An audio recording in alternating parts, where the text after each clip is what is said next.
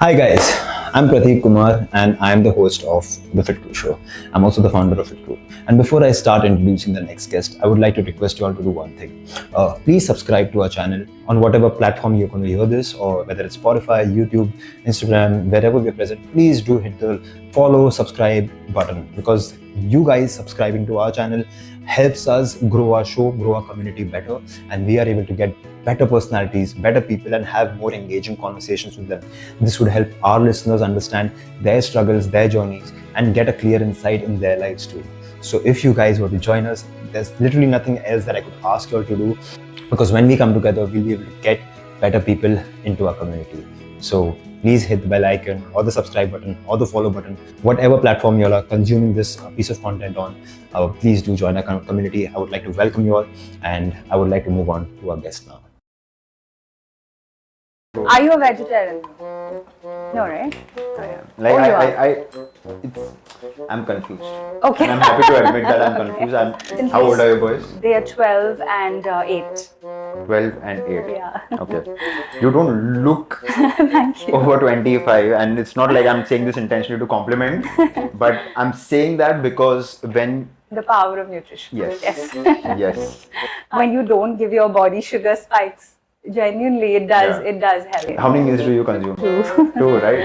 I shut my eating window before 5, ideally. On a good day. Yeah. Eating in sync with the circadian rhythm. I believe that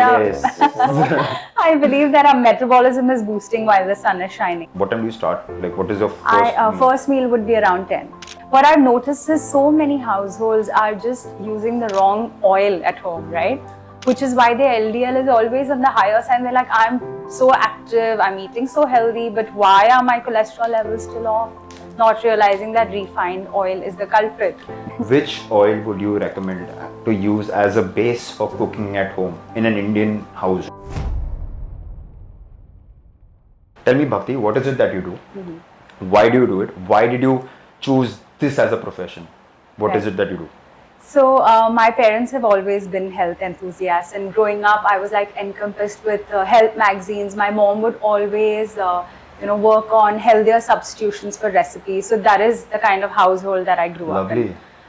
Very much into exercise and just eating healthy all the time. Like, I remember as a kid, my dad would be like, Maggie is the worst thing for you, and that just stayed. Like, I can never ever enjoy a bowl of Maggie, which I love Maggie. I don't like eat it that often, but maybe once a month I'm like going to have it. Yeah, so like just things that, I believe that like from childhood, what you're programmed to believing, it really stays. Yeah. And then, when I was going into college, they definitely gave me that little push. It was a girls' college. I wasn't too excited. Which college? It was Nirmala Niketan. Okay. Home science is what I needed to do to kind of major in nutrition. So, I was initially pushed into it, and but it's just been so amazing, because as I studied, I understood the power of nutrition and how it can lead to, healthier, happier lives. And then the interest just kept growing, and it started from there. Then obviously I took time to raise the boys and devoted time to them. And recently... How old are your boys? They are 12 and 8. 12 and 8. Yeah. Okay. You don't look Thank you. over 25, and it's not like I'm saying this intentionally to compliment, but I'm saying that because when... The power of nutrition. Yes. Yes. Undoubtedly. So really, I'm telling you, because when you don't give your body sugar spikes, genuinely it does help, and eating nourishing foods on a daily basis helps with that. So then it was just about, once the boys were grown up, I wanted to do something. And since I'd studied this back in the day, I rebrushed all my knowledge. I did a lot of courses again. Okay. And just got started. Okay. And how long has it been for you? It's been about 3 years. Wow. And have been able to touch over 1,500 lives positively. Yeah. So if you do the math, it's approximately like around 1,200 days, not even. And 1,500 lives, so more lives than days than you've been in practice. That's insane. Super enriching, yeah. So, like before we started, you were talking about sugar addiction. We were talking about sugar addiction and how people are very dependent on certain foods. Like I initially, like I remember there was a time where I was actually on a snack addiction. Like I'm not. You like don't it- need that, but you just. And it was an addiction, and I identified it because I was like, it's not something that I need, but it's that thing that I need to have. And if I don't have it, I would just like start getting a little jittery. And it's so funny. Like it might sound stupid that yeah, it's called snacks, like something salty, something crunchy, Yeah. something savory. At that point of time is something that I needed. But then I think I identified it. It's not an addiction as such, but it's more of a habit of that place, because I think place and time have energy. I agree. And temptation also. Yeah. So the minute I would be at that place at that time, it's just a mental recall for me that I need to have this over here, because this is what is the normal for me. And if I don't have it, it's kind of a little abnormal. So then my anxiety would kick in, and then I need to eat. Yeah. But that's me. Yeah. But you tell me, like, what is your take on like sugar addiction, and how do you go about sorting it out? So, I mean, I really believe in balance, like a 90-10. I get asked all the time that, do you even eat anything wrong, or are you eating healthy all the time? Like, of course not. I'm human, you know. Yeah. I mean, I love all the things that are available, but it's all about doing it in balance and moderating your intake, timing them right, so that you're not derailing your progress. I mean, whatever your health goals are. Like, for me, it would just be to maintain where I'm at, not trying to drop or get anywhere else. So when you are eating at the right time and you're portioning things right, it really helps you to not get addicted. And also that the concept that you can't eat this is not something I ever tell my clients. I'm like, you can eat anything and everything. It's just about understanding how to portion it and time it right. Okay. So so tell me one thing, like how many of your clients are pre-diabetic or diabetic? How many of them actually face issues with insulin spikes?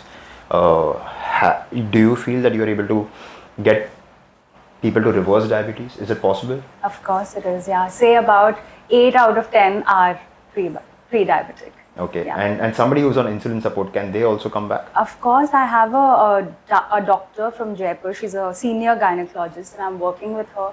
And you know, she started with me when her sugars were 180. And in 2 days of following the plan, it came down to 110 fasting after reducing her units by 10 points. Okay. And she was amazed herself, because she was like, I was at a point of giving up. Like, her daughter gifted my plan to her as a birthday gift. Lovely.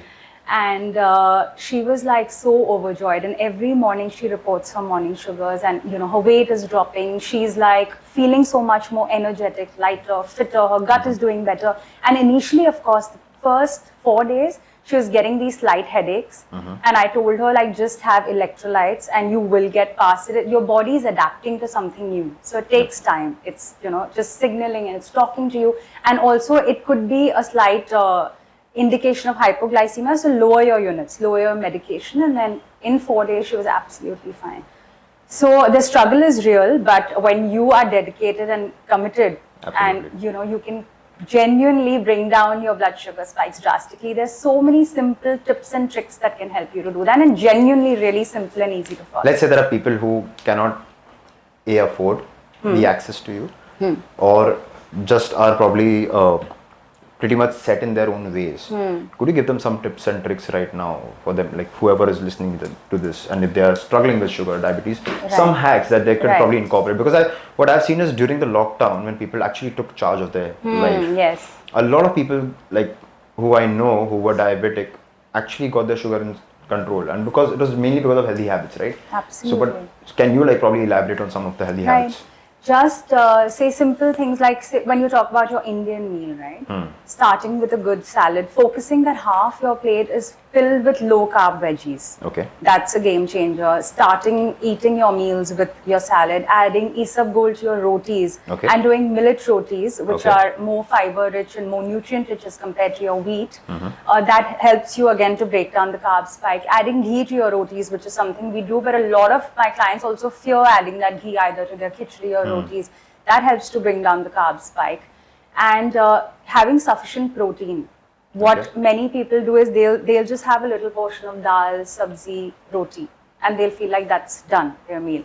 But your dal is 60 to 65% carbs and 20 to 22% low biological value protein. So what happens is when you're combining Wow, that you just rice, put it out there so well. yeah, which is honestly Yeah. something that most people Protein, don't dal know. mein to protein hai. That's what. And when you're making a lot of households make that thin watery dal. So Yeah. barely 3 grams of protein would be coming in Yeah. with a lot of difficulty. So when you're doing a lot of rice and roti and your dal, sabzi, salad, even that, it's still protein deficient. Yep. And for a vegetarian, your protein is coming from milk and milk products and soy products.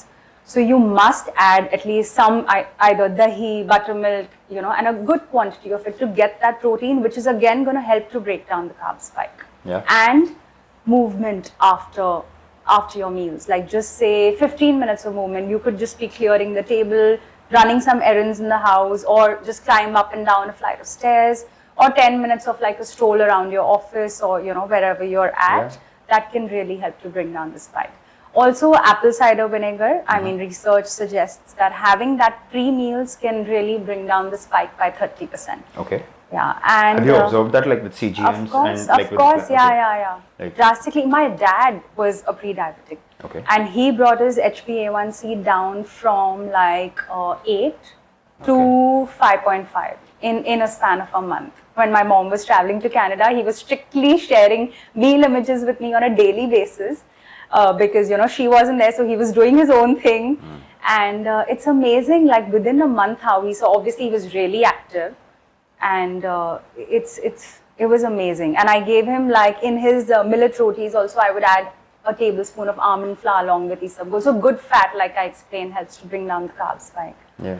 So it really, really works. Yeah. Lovely, lovely. So that's as far as sugar is concerned, and people who are like probably pre-diabetic or insulin resistant or whatever.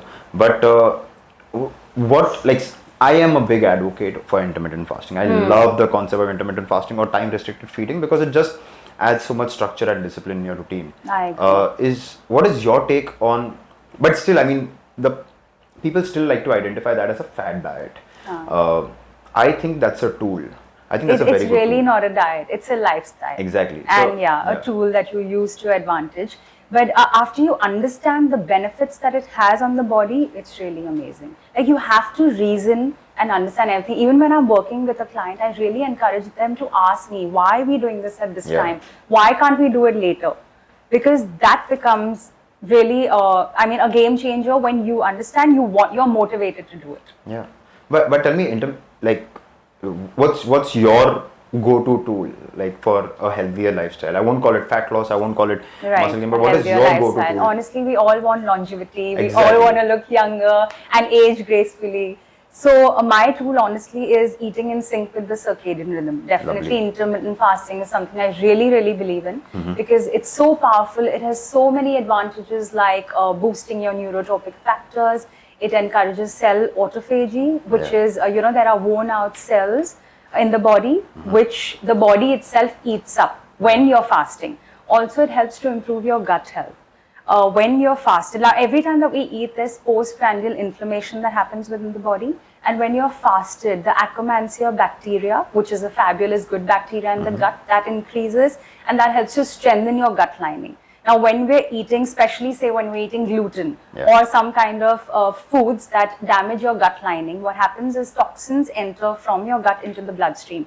Now, that could be causing fatigue, lethargy, brain fog, aches and pains in your knees, body, and lots of other things.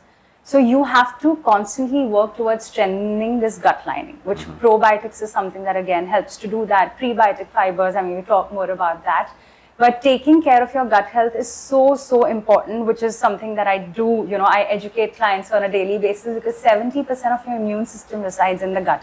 Like we're all constantly wanting to strengthen our immune system with these kadas and stuff. But honestly, the game changer here again is taking care of your gut health. Yeah. Yeah, I didn't laugh on kadas because my mom has we all, even my mom has the been voice behind, mummy को क्या ही बोलना है यार, mummy बोलती है काढ़ा पियो, काढ़ा कुछ भी हो, काढ़ा पियो, ठीक है मॉम पी लेंगे. That's the best thing, like I just love my mom so much. Like she still although I'm still studying. I've studied this, I'm still studying this, and I know how things work. And of course, I really believe in Ayurveda. I give a herb mix to my clients every morning, which is again lot of your homemade herbs, depending on again what the body needs. And it works fabulously as an anti-inflammatory, as an antibacterial, and also as a metabolism booster. Yeah. Herbs are really powerful. It's so funny, Bhakti. Like, I mean, now Western medicine is adapting to this. What we have been advocating since so long, like, or something as simple as ashwagandha, like turmeric. Now it's labeled as curcumin. Getting an extract out of it, but turmeric also, like as simple as haldi, doodh, jo mummy subah pilati thi. All these things are like now coming into circulation, and people are getting more aware of it. But yes, these herbs are like definitely like very powerful. But coming back, like you said, intermittent fasting is something that we really like. What is your take on other tools, like whether it's keto, whether it's I don't know, paleo, other diets? Like, how sustainable do you think they are? I mean, honestly, it depends from person to person. If it works for you and you think you can make a lifestyle out of it, great. But I personally don't feel like. Why are you being so diplomatic? No, genuinely, because I have you ever come across anybody till date who's been able to thrive or been able to like sustain an entire life on a keto diet? Yes, so 1 in 100. I have come across. Yes, wow. Yes. She's made a lifestyle out of it, and she's doing beautifully well, and also that she's genuinely gone into the depth of it and studied things, and she's just hacked her body. So I'm not against keto as such, but I feel like removing any kind of food group is not advisable. Elimination. Because every food group has different nutrients in it, right? So you should just keep a balance, and you should keep your body used to anything and everything.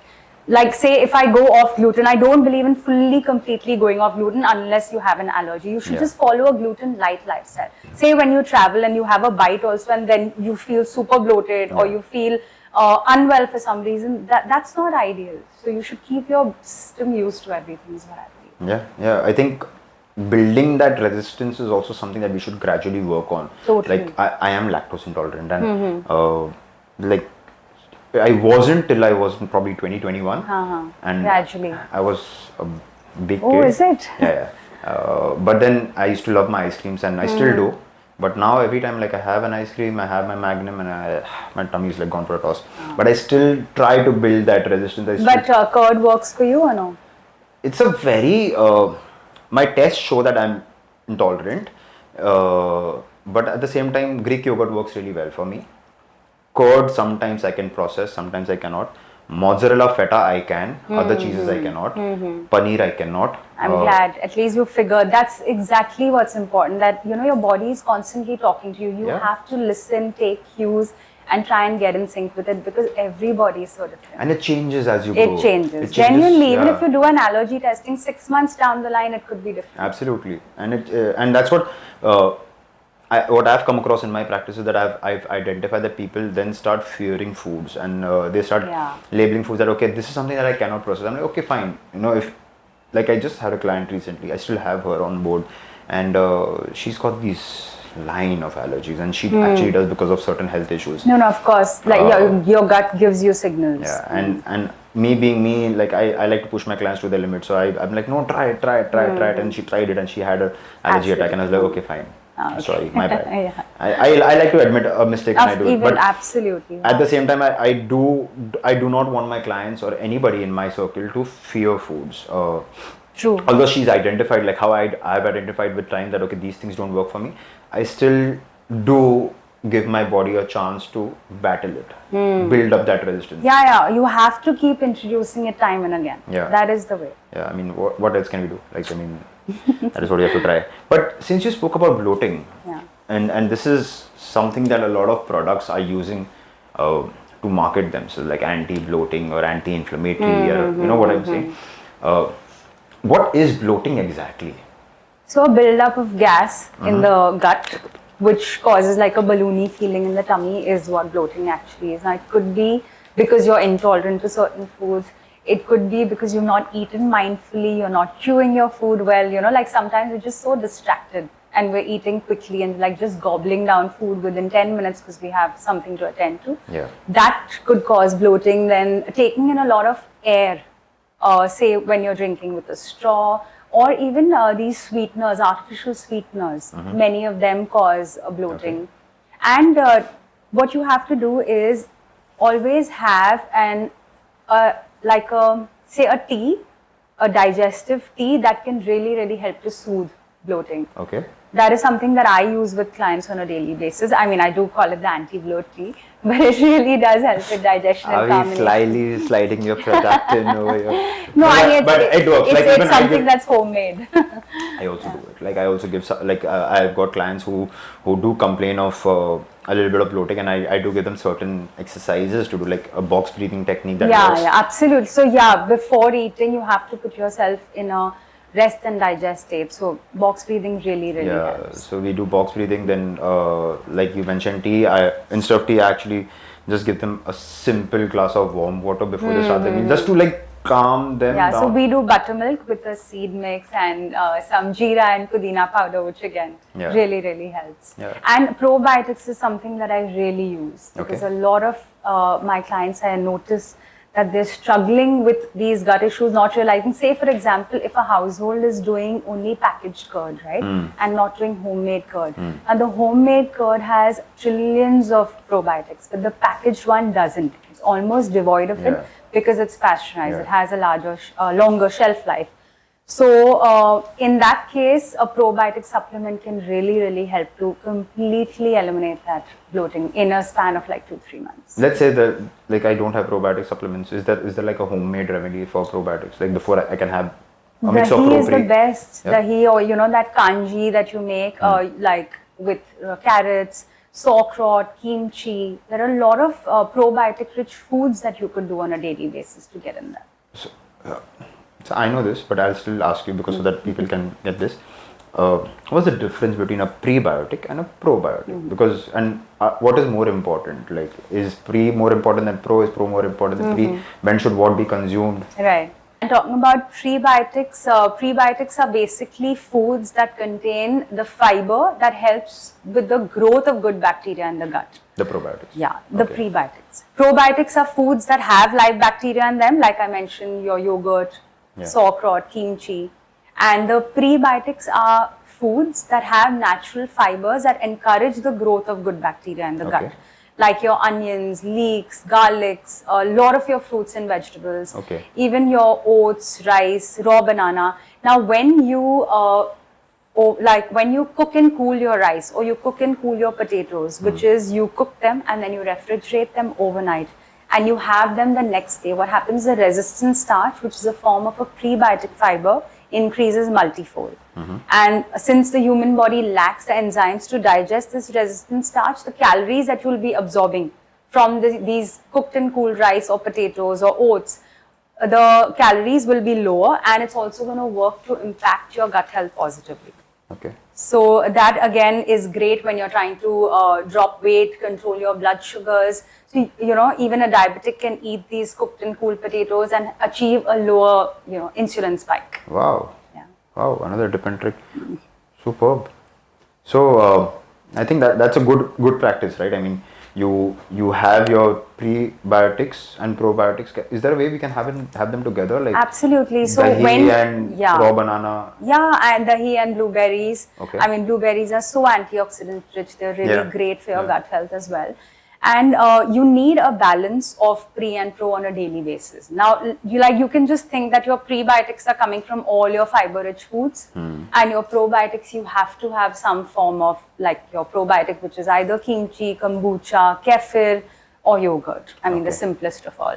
So probiotics are basically foods that contain live bacteria. Now your gut, which is your intestine, has trillions of good and bad bacteria. So your probiotics have those live bacteria in the food itself. For example, like kombucha, yogurt, kefir, tempeh, natto, all of these. Moody over not too yummy. I tried it, even I couldn't. Are you a vegetarian though? No, right? I am. I'm confused. And I'm happy to admit that I'm confused. I'm very honest. I don't like eating meat, and I'm a Punjabi guy, like a North Indian. I've consumed non-vegetarian food for like 30 odd years, but suddenly I've noticed that my body thrives when I'm consuming vegetarian food. So my diet is more of vegetarian foods. I do enjoy my seafood time and again because I've lived in Sion for my childhood, and there was this Kolivada fish that was made, and it just brings back childhood memories. So I do consume it time and again, but that's about it. Other than that, it's more vegetarian food, and I feel lighter, I feel fresher, and Amazing. that's how I feel. So when tempeh was introduced, like probably Ah. 4 years back in the market over here, like it got a little popular. I was the first one to like grab it. Then I tried making it at home. It just tastes okay. And tofu is good enough. Tofu is fine. Yeah. Tofu, my diet is like twice a week I'll have tofu, twice a week I'll have soy. Once I might do like homemade paneer. Other than that, it's like dal, rajma, lentils. That's about it. Like I don't think I need a lot of protein, and I consume maybe around somewhere between 100 grams of protein to 110 grams of protein. That's what my body can take. The minute I start increasing it, then I've got Feel issues. bloated. So I keep it light. And you don't take any supplement. I have a protein shake if I feel like when I want to have something sweet. I have a sweet tooth, like I told you.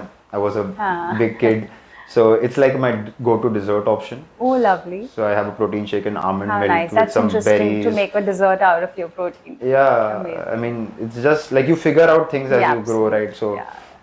it's not like I don't have my chocolate bars. I mean, I'm having like dairy milk silk probably 4-5 times a week. Lovely. But yeah, that's about like I'm okay with that, and I eat 2 meals a day. Really, your body doesn't need more than that. Yeah, so like I have gone from a mindset of consuming 6 to 7 meals a day, having boiled eggs and oats, and always trying to get leaner and leaner and leaner, and I never was able to. And the minute I was like, let's just break this pattern. Let's try 2 meals. Let's try, like, the more I started learning, the more I started reading, getting deeper into my subject, I was like, do I actually need as much food? And then I realized the more I eat, the more I'm stimulating my appetite.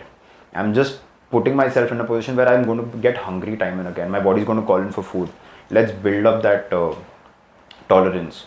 And then the minute I went into the space of consuming lesser meals, I realized that I can consume bigger meals also, which mentally kind of makes me feel that, okay, I'm not dieting, I'm not restricting myself to low carb, low calorie foods. And it's just probably the first 2-3 days that were difficult. Now it's habit. Your body adapts and adjusts so beautifully that it's insane. How many meals do you consume? 2. 2, right? I mean, I shut my eating window before 5, ideally. On a good day. wow.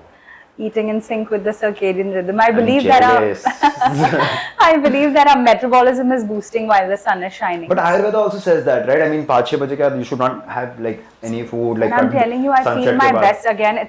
I go out on the weekends and then I'm definitely doing all the things that we all like to do. Yeah. But that's the way I believe that your body should be in a state of metabolic flexibility.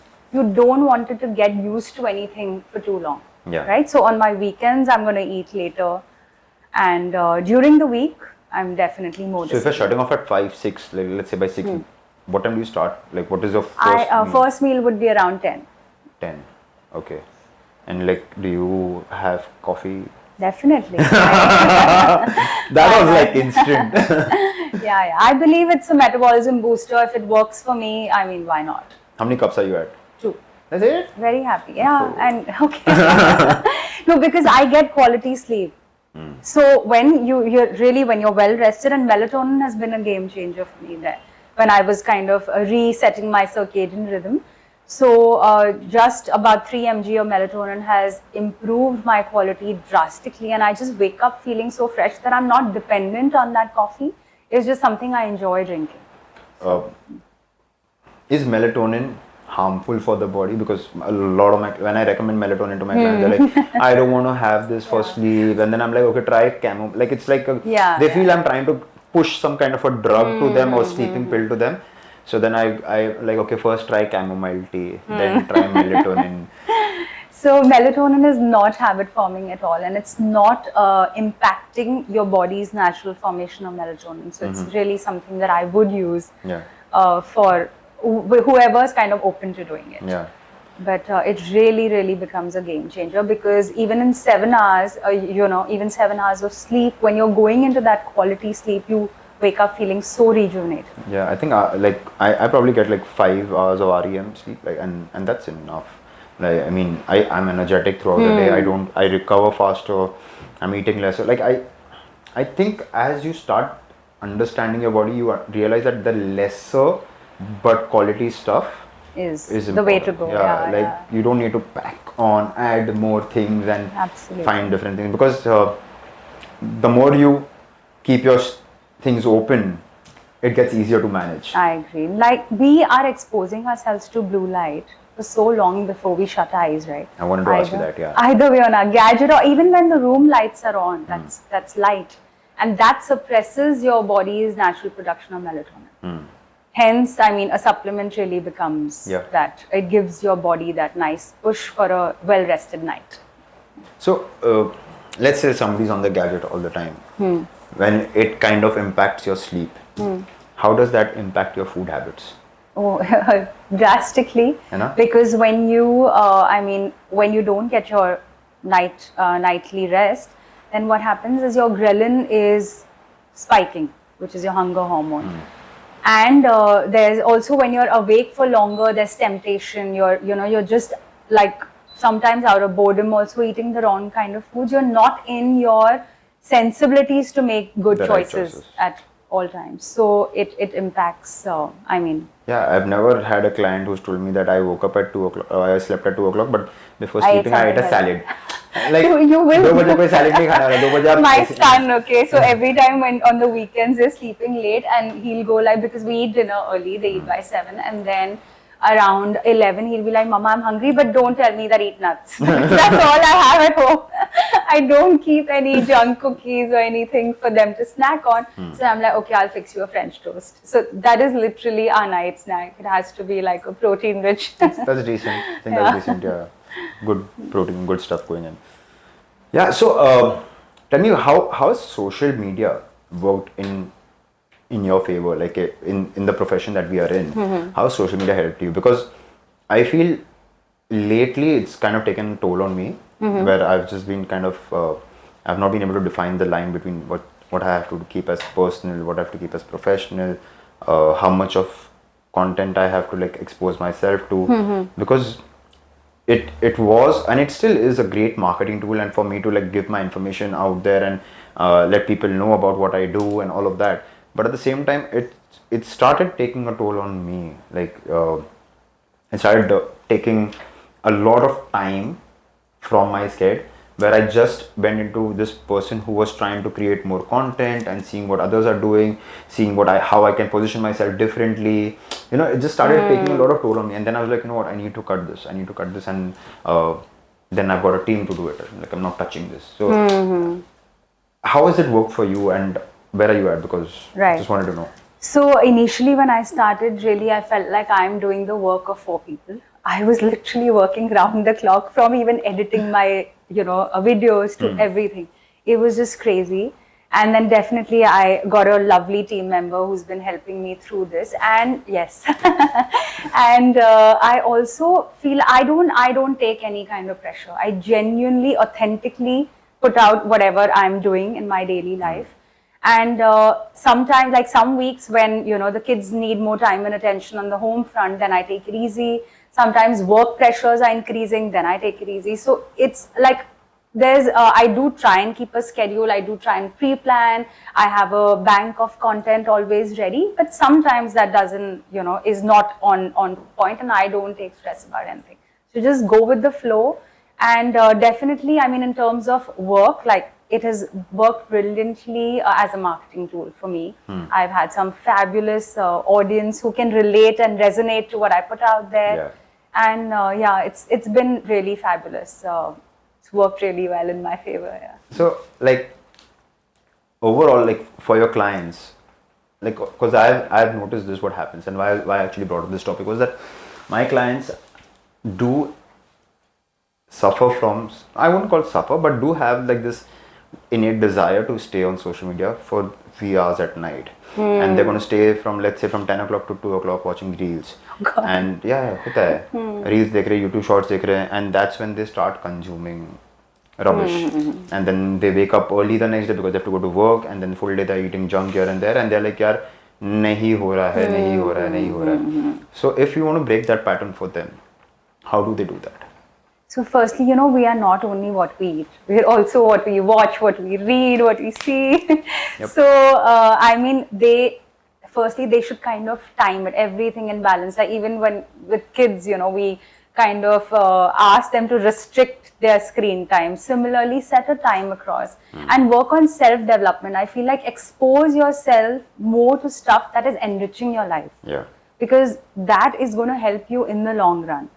And just watching, I mean, obviously there's a side of like fun entertainment, but you have to really kind of compartmentalize everything. Yeah. And especially before you're sleeping, subconsciously you're really absorbing way too much. And like say for example, if you watched a heavy, not a very happy show, you'll notice that you might have experienced like a nightmare in the night, because it just stays.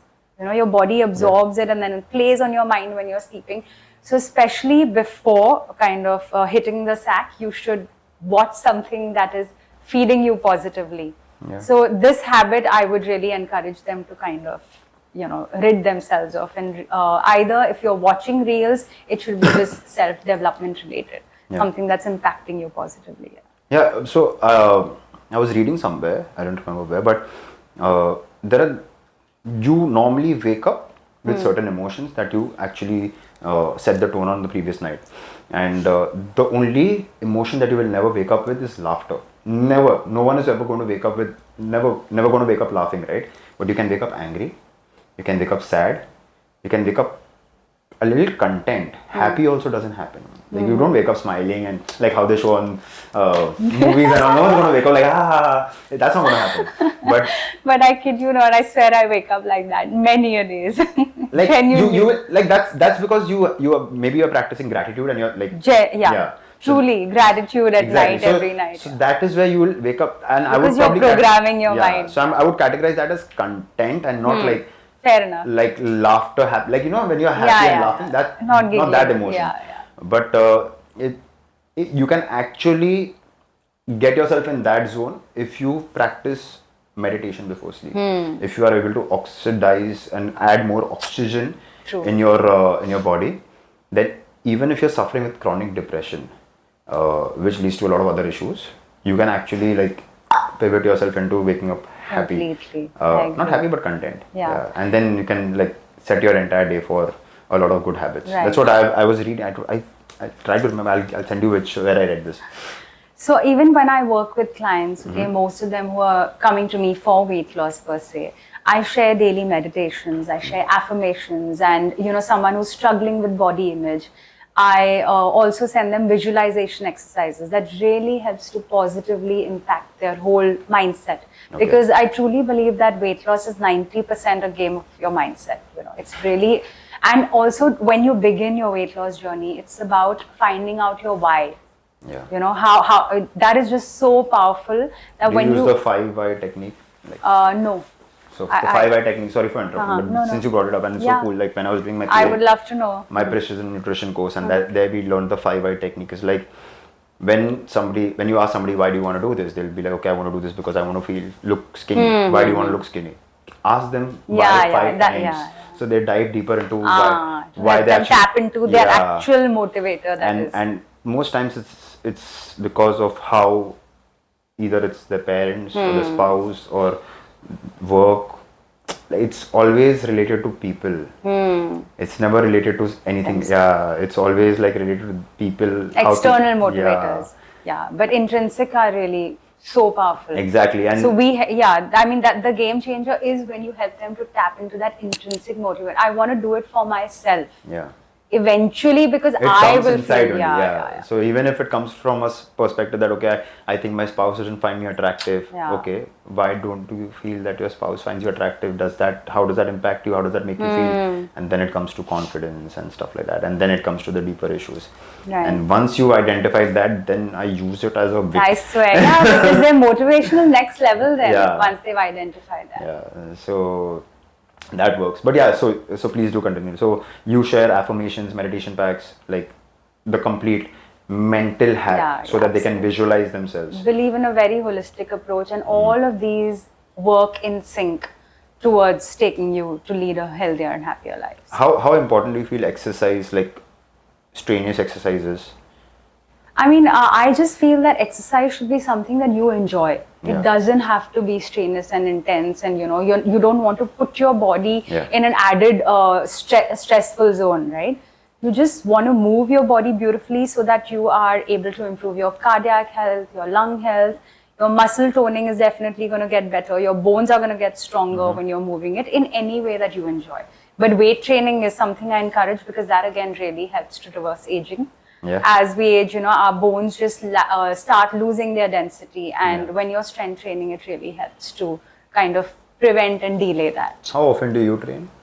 4 times a week at least. Yeah. Yeah, so I have come from a place of training 2 times a day, 6 days a week, 2? 3 times a week. Oh, nice. I mean, 3 to 4 is good. Sometimes work doesn't allow me to. But like I said, I just don't stress about anything. Sometimes it's 3, but on a You good sound like week. a monk, like who is. But I'm absolute genuinely peace. like that. I genuinely am like that. And I've come a long way. Yeah. I mean, I feel like the more I read, the more I absorb, the more I evolve. And life is all about learning and evolving. So, yeah. No, of course it is. Yeah. I mean, it gets challenging. It gets From every client that I work with, I genuinely learn something. Always like a sponge, ready to absorb and, kind of take in the good. Okay, tell me one thing. Like, does a client's life, have you been able to like detach yourself completely from client? Because I sometimes get so invested in my client's success, and when they are battling certain issues, Half the time I feel like I'm like a shrink, and like my calls with them are so much longer. But that's how it is, because a client's success is my success, and as a coach and a nutritionist, you really have to be empathetic. Yeah. So then you can't be like, I'm sorry, I can only talk to you for 15 or 20 minutes or so. You genuinely have to help them and take them to a better place. And that can require more time, more energy. And It usually does. Yeah. It usually does. So very often that happens. But when I see them feeling better, I hear back from them that they're in a happier space, that genuinely makes me feel so amazing. And I don't let it impact me negatively. Like, it'll play on my mind for say 5-7 minutes post, but then I know how to disconnect and kind of move on and not let it affect my energies. Since we're talking about clients, tell me what's one of those, like even I have certain testimonials or certain feedbacks that stay with me. Like, and I've been like, okay, this is something that made me feel that, okay, what I chose as a career was the right thing to do. Tell me one of your favorite feedbacks or go-to testimonials, because there are like 3, 4, 5 that No, honestly, for me, really, I've been blessed and so grateful that along the way, I've met some amazing clients who truly have shown so much gratitude. And the best feeling is when they are able to make a lifestyle out of it. They're truly enjoying the food they're eating. And what I encourage them is that you have to eat every meal with a smile. Like, you can't take this as a diet plan. Okay, I have to eat this because my nutritionist has asked me to eat. That's not how it works. You have to eat it because you understand what it's doing to your body, and you understand how you feel after you've put that in your body. And that, in the long run, is really going to make sure that you firstly stay away from all lifestyle diseases, and you don't have to lean on to anyone else for your nutritional needs. I feel like that is a win. I've had people who've been to, like, say, everyone around in town, right? usually if that's what happens. Like they I've been just to this okay, one, and now what's so special about you? There's nothing special about me. Absolutely. But I just want you not to come to me after 3 months. I want you to go to people and tell that, okay, this Yeah. person sorted me out. Really. If I can do that for you, that's a win. That's a win. And when years later, like whoever worked with me right at the start, and they tell me that, listen, I'm still following what I was doing with you, that feels so amazing. And when a homemaker works with me, like, she has literally the wand in her hand to control what the family is eating, right? So when they're changing what the kids are eating, that feels amazing as well. Absolutely. What I've noticed is so many households are just using the wrong oil at home, right? Which is why their LDL is always on the higher side. They're like, I'm so active, I'm eating so healthy, but why are my cholesterol levels still off? not realizing that refined oil is the culprit.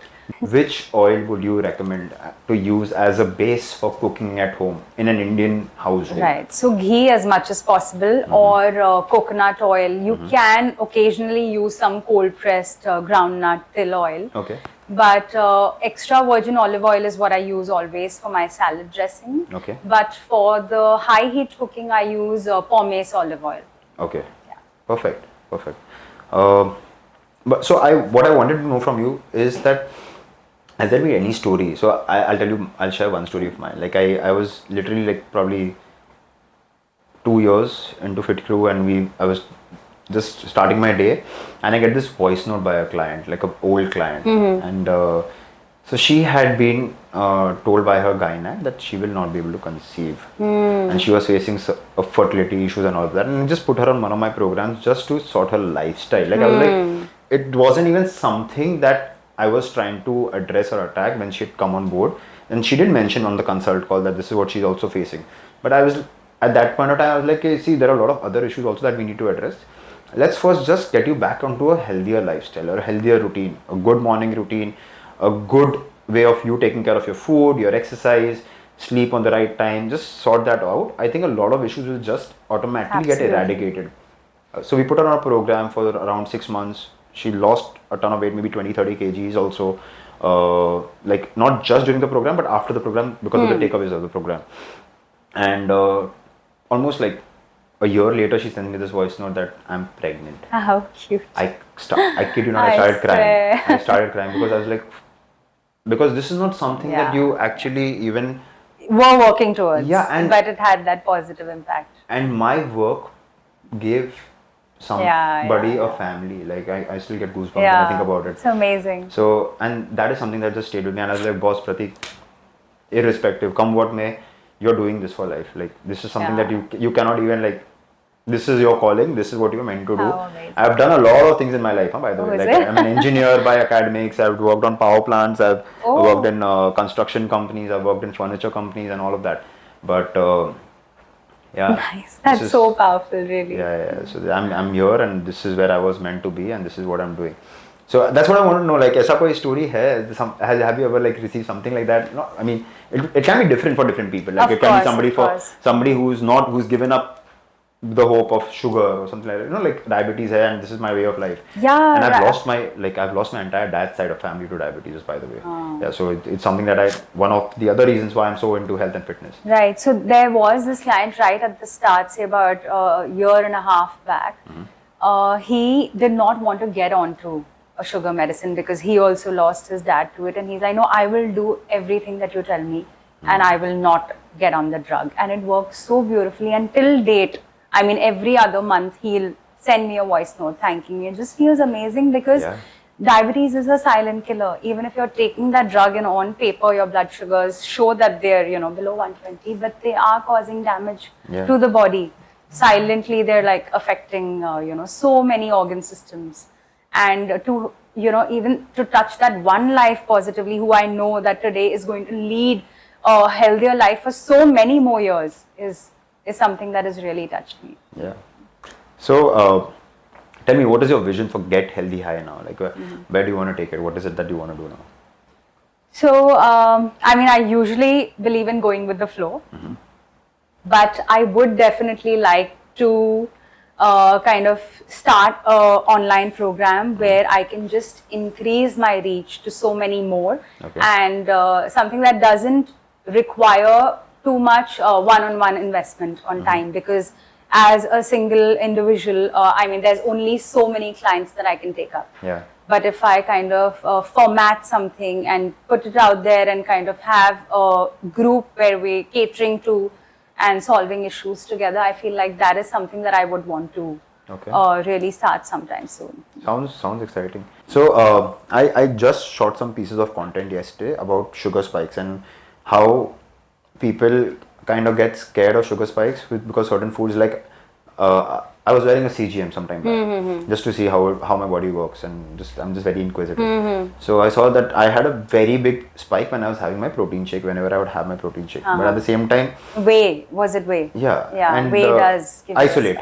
But still, the thing is that it is also an appetite suppressant, but studies say that when you have an insulin spike, you will get hungrier, but the protein is like it's an appetite suppressant as well, so you're going to feel fuller.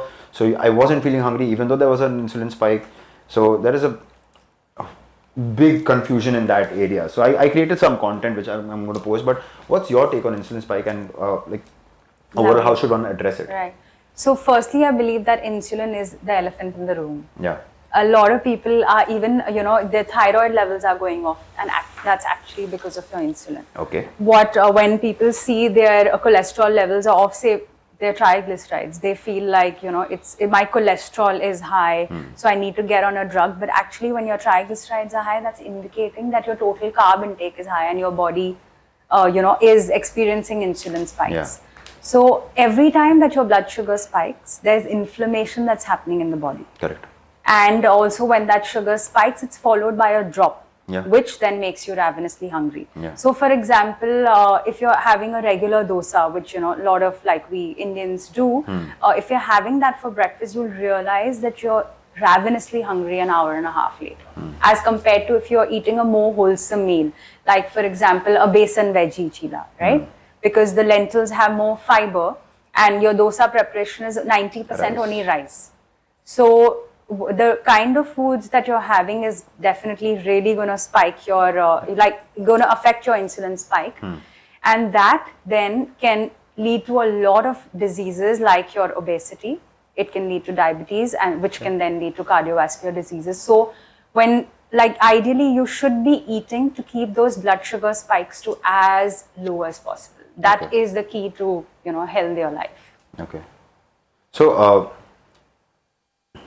but this is what I think, so athletes, let's say even when I play football, I'm training, my sugar spikes go down because I'm depleted, right? Yeah. And after that, the best way to replenish my glycogen stores is by having a high sugar drink, like maybe something like a Vitago or even something like a Glucon-D, as simple as a Gatorade even. And when I have that, my sugar spikes. And then after some time, it kind of settles down. But I've seen a lot of people also advocate against that, saying that okay, that spike is not good because that might get you insulin resistant, that might start to get you pre-diabetic. So what's your take on that? I truly feel that you don't need that sugar after your workout. Okay. You need electrolytes. Okay, correct. After that game. Okay. So I really wouldn't ever want to give you a spike, whether you're an athlete and you just have a nice, a nice meal that is going to replenish that glycogen. You don't need a sugary drink at all. Okay. Yeah. So I had to stop drinking. Since I'm on intermittent, practice intermittent fasting. What's your eating window like? I work out at between 6 to 8 anytime I get a window over there. I finish my workout by 8:39, latest, and my first meal is at around 12. I'll have my first meal. So 12 to 8. 12, and then last meal is somewhere at 8:30. Yeah. And your bedtime is? I told you 12, 11:30, 12. That's decent. So I'm doing something or the other, but it's just that when I'm eating, I want to eat. I don't want to mindlessly, aimlessly eat. So, eating mindfully is so important. Yeah, it's been a game changer for me, and that's actually just these certain things, right? Intermittent fasting with a vegetarian diet, it just helped me control or put my entire health aspect on autopilot. I don't need to focus on myself. I don't need to have a meal plan for myself. I don't need to have all of these things for myself. Adding vegetables to my food, having almost 2 fistful. This is the portion size of vegetables that I have at the start of my meal. Lovely. Just fills me up, so then I don't want to eat more of excess carbs or whatever. And I don't harp so much on protein. Hai to theek hai, nahi hai to bhi theek hai. Just going with the flow. Lovely. I realize that the more I take things less seriously, the results are long lasting. Better. I agree. Yeah, recently I had this discussion with a client who's on 2 protein shakes, and I'm like, why would you want to do that? He's like, because I'm a vegetarian. I'm like, but a processed food out of a box and doing 2 of those a day, you don't need that. So, we're working towards, he wants to really keep 1 in a day, which is fine because that makes him happy. He feels like he's not losing his muscle, and his target is 1 at least a minimum of 1.5 gram per kg body weight. Okay. So, I mean, 1 a day is fine, but 2 I feel is really ridiculous. You can't be feeding your body. End of the day, it is processed and packaged, and there are additives and preservatives and all of that. You can't be loading your body with so many toxins. See, I feel that a supplement is just that. It's a supplement. Yeah.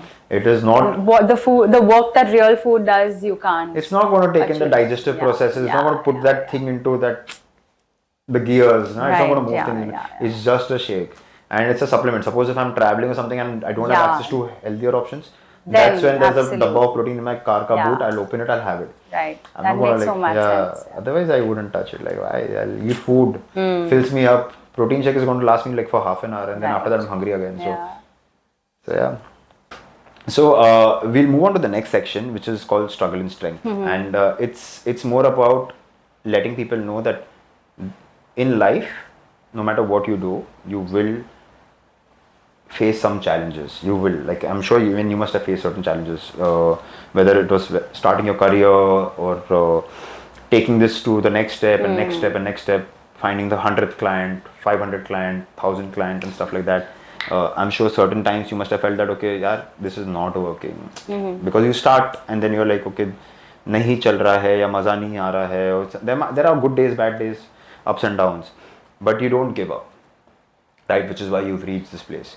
So the entire segment is around identifying certain places where you could have given up or you could have not given up, or what kept you going. So we've made these cards. We'll shuffle those cards up. You pick up the card. I'll ask you the question that comes up from that card, and you can answer that. So there you go. You want me to do it? So can you talk about a time when you took a risk that didn't work out? And then how did you handle that? No? No. There's no risk that didn't work out? No. Wow. Wow. Okay, so we move on to another question. There you go. My line of work isn't so risky, so. No, but it can be in personal and personal life as well. Like, I mean, if there's a risk that you took, like. So yeah, thankfully everything's worked out. So. Everything always does work out. No? Yeah, I truly believe that. So how do you use failure as a learning opportunity? Like, do you even consider that as a learning opportunity? Like, I feel that you learn from failure all the time. Definitely. But so. And how do you use it to grow and improve?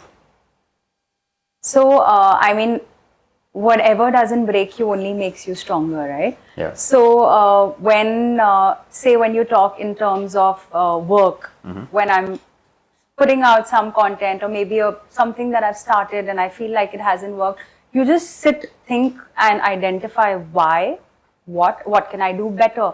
Like every day I believe in asking myself, how can I make today better, right? Yeah. Just that 1% improvement on a daily basis is what is going to keep you going. And like when you look back, say 1 year back, how I was even dealing with my clients and handling work is so much more different from what I'm doing today. Yeah. Like I remember initially when I just started work, like my morning routine wasn't in place. Just fixing that has tremendously increased my productivity. Okay. Yeah. Wow. So yeah, I think it's so important. Like whenever there is something that doesn't work out, like even for example, like you said, you put up a piece of content and it doesn't perform well, or it's not taken in well. It's so important rather than beating yourself up. Yeah. See, okay, this didn't work well for certain reasons. Let's just try something new. And just the key is just to keep trying. Yeah. And you will eventually succeed. Hard work is always going to pay off. That's persistence, right? Yeah. You've got to be stubborn.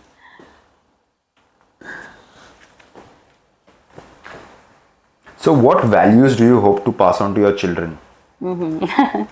Lovely. Whether it's in the fitness, health, or just overall. Right. Firstly is just to be a loving individual. I mean, like there's something that I read that up to the age of 5, all you need to teach your kids is to be lovable. Like, they have to be liked and like they should be social, like make friends, being able to give back to people. Yeah. And hard work and just punctuality. These are things that I really, really encourage them. And like I always get asked that, do you even let your kids eat sugar or anything wrong? I'm like, of course, they have their dessert of the week. I mean, I just believe that kids absorb so much from parents. Yeah. And rather than preaching, I believe in being a role model for them. So just, knowing that, okay, mom's not going to kind of negotiate on her workout time. Like, that's my high of the day, right? Yeah. So they know. And by watching me do that, like now my 12-year-old has started coming to the gym with me. And I kid you not, that is such an amazing feeling to work out with him. He's like tall, he's 6'1", so he's hit his height, yeah. And we work out together, and it's just so amazing. So it's because he's been seeing me over the years. And when I'm on my calls, right, my younger one, he's constantly listening to what I'm saying. Does he try to come and peep and all that? No, he's constantly there because I work from the living room. Yeah. He's listening to everything. He's like half a nutritionist. Oh, he wow. knows all about sugars, and he'll be telling his, friends at school, and he just talks so proudly of, what I do, his mother, yeah. and that feels so amazing. Yeah. Lovely. I was reading on this one I was listening to this podcast, and there it came up that instead of telling your kids that I'm proud of you, tell your kids to do something that they're proud of themselves, so that they get attuned to the fact that they don't have to make anybody else proud, but they have to do things that they are proud of, and that just changes the entire game. Because then, I realized that I did a lot of things in my life earlier just to make my parents proud. And well, that's great. My parents should be proud, but I should be proud of myself first. I should be proud of the things that I'm doing, and that actually enables me to be a better human being and do good to people, give more rather than Perfect, great. Thank you so much, Bhakti, for coming in. Thank you so much. I've learned so much from this chat with you. I mean, it's always enriching to learn from you. Thank you. Not at all. I don't please. I'm still learning. I'm still learning so much. But yeah, great. Perfect. Thank you so much for coming in. Thank you.